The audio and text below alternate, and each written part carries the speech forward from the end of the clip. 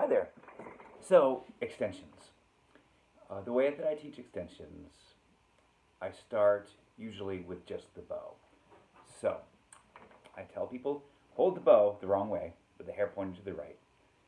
Put your four fingers and your thumb on the bow, just like you would when you're playing cello. So, your thumb is opposite the second finger. And you start with the backward extension, which is just pointing it. Point the first finger like that. A couple of different points of view. If you are going for the upward extension, you lift up 2, 3, 4, and your thumb simultaneously, like this. Bring it down, lengthening the first finger, and then come back. The thumb moves every time. You may notice that the second finger is tilted back a little bit. I'll go into that just a little bit later, but the second finger points at the thumb, like that. And there's sort of a feeling of dropping. And I'll go into that a little bit later too. So after people are pretty good at that, I do some aerobics, and a 1, and a 2, and a backwards, and up, and back. The big thing is learning how to use the 2, 3, 4, and thumb as a unit, and the first finger either curly or pointy, like that. So when you go to the cello, there are two parts of this that are important. A lot of people, sort of old school, think, oh, I must stretch my finger.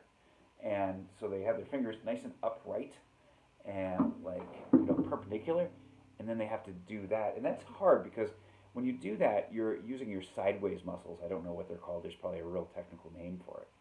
As opposed to, if you tilt your fingers back just a little bit, just like you do on the bow. When you bow, you pronate toward the first finger. When you're on the cello, you pronate backwards just a little bit like that. And then what you do is you just point again. You point, and if you need to point farther, you just lean a little bit with those fingers. The other advantage of the having your fingers like that is that when you are, if you're like this, with your fingers straight up and down, notice how the 2 and 3 are close together. If you go like this, it's a lot easier to get them even. Also, when you're like this, when you're with the tilted pronated point of view, then you're using your grasping muscles to open or close your fingers, to adjust them, as opposed to your sideways muscles, which I really should figure out what they're called, but I do not. No.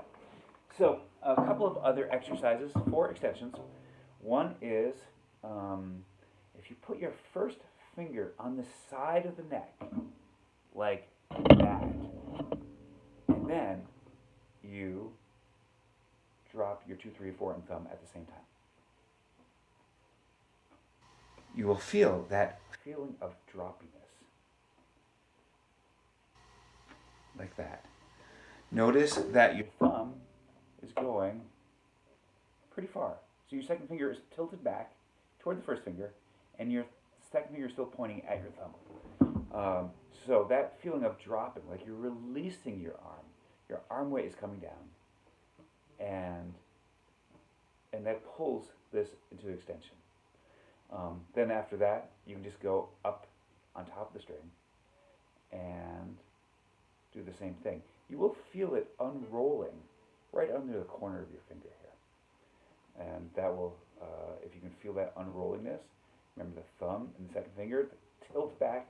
Try to keep your second finger approximately 45 degrees back onto the,